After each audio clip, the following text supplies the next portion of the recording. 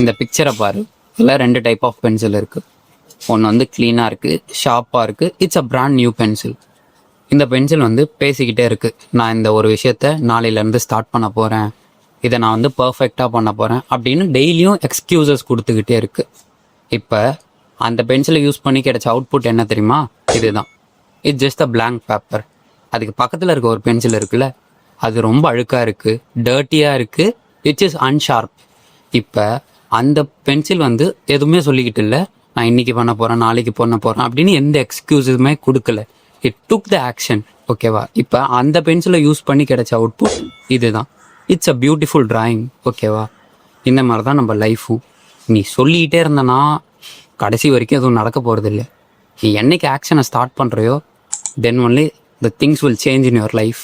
Okay, it's not about your pencil, it's about your life. Think about it.